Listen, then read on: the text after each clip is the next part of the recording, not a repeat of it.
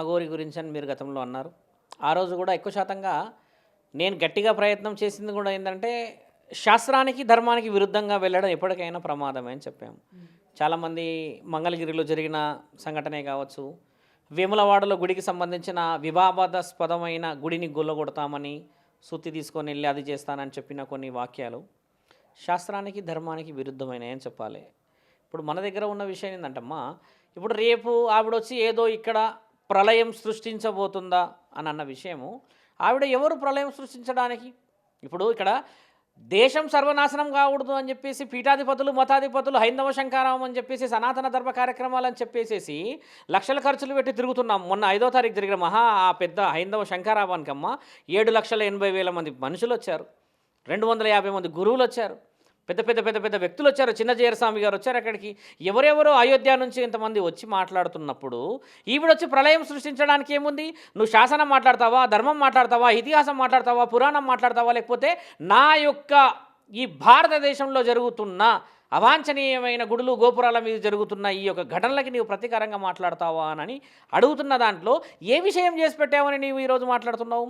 నేను ఇది చేస్తాను, నేను అది చేస్తాను అని అన్నప్పుడు ధర్మం వైపు నువ్వేం మాట్లాడాలి? ధర్మం గురించి మాట్లాడాలని చెప్తున్నప్పుడు నువ్వేం చేసి చూపించావు? ఇక్కడికి వచ్చి ఆ రోజు వచ్చావు నేను అది చేస్తానన్నావు, ఈ రోజు వచ్చావు ఇది చేస్తానన్నావు, ఏది చేసావని ఈరోజు చెప్పండి. 2 నెలలు వెళ్ళిపోయావు నువ్వు. 2 నెలలు వెళ్ళిపోయినప్పుడు అంతా సద్దు అన్నది అన్న టైంలో మళ్ళీ నిన్న చిలకలూరుపేట ఇంకేడో పేట వచ్చేసి నేను అది చేస్తాను, నేను ఇది చేస్తాను అంటే మొదట ధర్మంగా ఉన్న వాళ్ళని ఎందుకు అడ్డుకుంటారు? ఒకసారి ఆలోచించండి అమ్మా. ఎంతమంది ఉన్నారు ఈరోజు ధర్మం కోసం మాట్లాడే వాళ్ళు? ఎంతమంది పీఠాధిపతులు ఈరోజు బయటకు వచ్చారు మన సంప్రదాయం కాపాడాలని చెప్పేసి, హిందువుల మీద జరుగుతున్న విషయ వివరణల గురించి, గుడులు, గోపురాలు, దేవాలయాలు కాపాడబడాలని చెప్పి ఇన్ని చెప్తున్నారు కదా. ఇవన్నీ వదిలిపెట్టేసేసి ఆవిడ గురించి మనం మాట్లాడుకోవడం కూడా సమయం వృధా ఒక విధంగా. ఎందుకంటే మనం చాలా వివరంగా ఏం చెప్పాం? ధర్మం గురించి మాత్రమే మన దగ్గర విలువ ఉంటుంది అని చెప్పాం. నువ్వు అఘోరా అని అన్నావు, అఘోరాలు ఏ విధంగా ఉండాలో నేను చెప్పాను.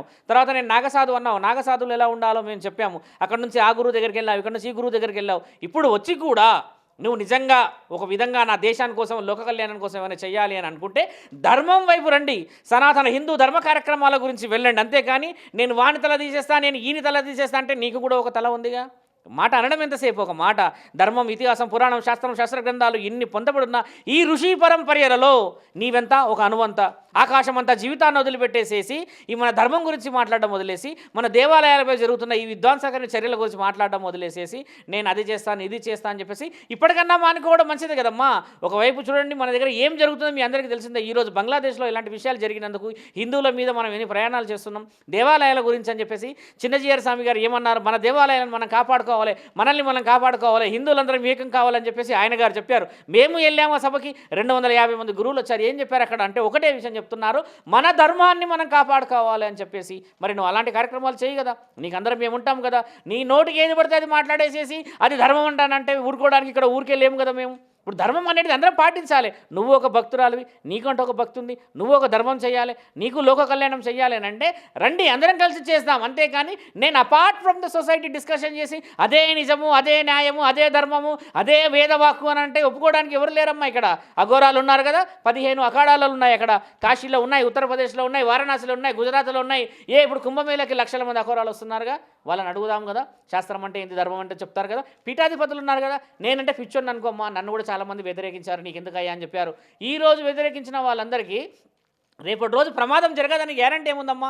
ఒక దిక్కు కరోనా వైరస్ లాంటిది ఏదో వచ్చిందని చెప్పి ప్రాణభయం మొదలైంది. కుంభమేళలో ప్రభుత్వం పనులలో ఉన్నది. ఇక్కడ ఆడపిల్లలు వచ్చేసి చిన్న పెద్ద లేకుండా దేవతలు దేవతలు దేవతలని వీళ్ళు మొదలుపెట్టారు. గుడులు, గోపురాల మీద న్యాయం జరగలేదు, కలకత్తాలో న్యాయం జరగలేదు. ఇవన్నీ వదిలిపెట్టేసి కొత్తగా ఇలాంటి డిస్కషన్ చేయడం వల్లమ్మా ఈ ఛానలైజేషన్లో వ్యూవర్షిప్ కోసమే తప్పితే ఒక ధర్మం గురించి ఏం పనులు చేశారు మాట్లాడాలి, ఒక శాసనం గురించి నువ్వేం పనులు చేశారో మాట్లాడాలి. ఆ రోజు మమ్మల్ని చాలామంది హెచ్చరించారు, మీకు ఎందుకు స్వామి మీరు ఎందుకు మాట్లాడుతున్నారంటే, అమ్మ ధర్మం అనేది ఎవరైనా మాట్లాడచ్చు. సనాతన హిందూ ధర్మం ఇది, మనది ఋషి పరంపర్య ధర్మం ఇది. రోడ్డుపై అడుక్కున్న బిచ్చగాడు కూడా మాట్లాడే హక్కు ఉంది మన దగ్గర.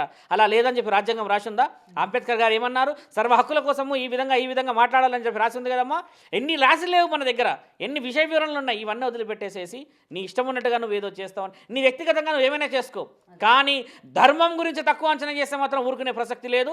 ధర్మమైన సంబంధమైన విషయాల్లో నువ్వు ఎక్కడికైనా పో, నువ్వు లోక కళ్యాణం అని చెప్పు, మేము మొదట అడుగు మేమే ఉంటాం నీతో పాటు. అంతేకాని నేను చేసిందే వేదము, నేను అది చేసేస్తాను, నేను ఇది చేసేస్తాను అని చెప్పేసి ఇలా మాట్లాడతామ్మా. శాస్త్ర గ్రంథాలు ఒప్పుకోవు ఇలాంటిది. ఎప్పుడైనా ఒక వీరుడి లక్షణం ఏంటంటే, ఒక అఘోర లక్షణం ఏంటంటే, ఒక సాధువు లక్షణం ఏంటంటే మౌనం 100 పనులు చేయించాలి.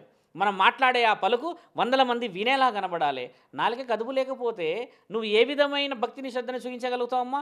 మౌనం పీఠాధిపతులు పాటించి వాళ్ళు మొన్న వచ్చి మాట్లాడినప్పుడు ఒక్కొక్క గురువు వారి యొక్క రక్తాన్ని చింది మాట్లాడారు కదా హైందవ శంకరంలో. మీరు కూడా చూశారు అక్కడికి ఎంతమంది, ఎన్ని షోస్ వచ్చాయి కదమ్మా, 100 మంది వచ్చారు. ఏం మాట్లాడుతున్నారు అందరు చెప్పండి?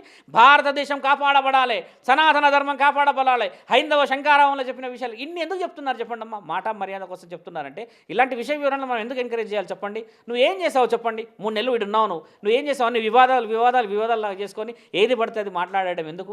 నీ వల్ల మంచోళ్ళు చెడ్డోళ్ళు అవుతారు, చెడ్డోళ్ళు మంచోళ్ళు అవుతారు. ఎక్కడైనా నీకు ఆశ్రయం దొరికింది, ఎక్కడైనా మంచి మర్యాద జరిగిందంటమ్మా, అందులో అందరం పాల్గొందాం. సనాతన ధర్మం అంటే ఏంది? అందరం బాగుండాలి, అది ఆది బీజం, దాని ధర్మం కాపాడాలని చెప్తున్నాము కదా. ఇలాంటి విషయ వివరణలు కొంచెం జాగ్రత్త వహించాలి మనము.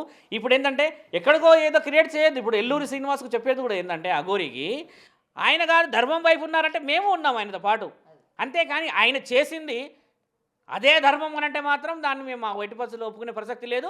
నేను ఎక్కడికైనా రావడానికి సిద్ధమే, ఏ విధమైన ఆలోచన చేయడానికి కూడా సిద్ధం. ఎందుకంటే ఇది నా యొక్క సనాతన జాతి ఋషి పరంపర గురించి అహర్నిశలు గురువులతో కూడా ఆడుతున్నాం అమ్మ. ఎన్ని షోలు చేయలేదు మీరు ఈ 2 నెలల్లో చెప్పండి? ఎక్కడన్నా నా స్వార్థం మాట్లాడానా? ఎక్కడన్నా నేను ఈ జరుగుతుందని చెప్పానా? ఒకటే చెప్పా, నా భారతదేశం కాపాడబడాలి, నా సనాతన ధర్మం గౌరవించబడాలి, నా ఆడపిల్లలకి గౌరవించబడాలి, నా గుడులు గోపురాలు గౌరవించబడాలి, సౌభాగ్యవతులు గౌరవించబడాలన్న మాటే నేను మాట్లాడినా. కానీ ఏ రోజన్నా నా దేశం గురించి నా యొక్క దేహం గురించి మాట్లాడినమ్మా? గుడి గురించి ఏదైనా మాట్లాడినా? మీరు అడిగిన ప్రశ్నలన్నీ ధర్మమైన న్యాయమైన అంటేనే నేను వస్తున్నాను కదా. కాబట్టి న్యాయమైన పనులకు మీరందరూ సహకరించాలి. ఏ ఛానల్ వాళ్ళైనా సరే న్యాయం ఉన్నది అన్నప్పుడు సహకరించండి, ధర్మం ఉన్నది అన్నప్పుడు సహకరించండి. దానికి మనందరం ఏకమైతే అదే మహావృక్షం, అదే సనాతన ధర్మంలో ఋషి పరంపరకి విలువమ్మ. కాబట్టి మీరు ధైర్యం చేయండి. ఇలాంటి విషయ వివరణల్ని ఆదిలోనే అంతం చేసే ఆలోచన చేసుకురండి తల్లి. For more videos like this, subscribe Big TV channel.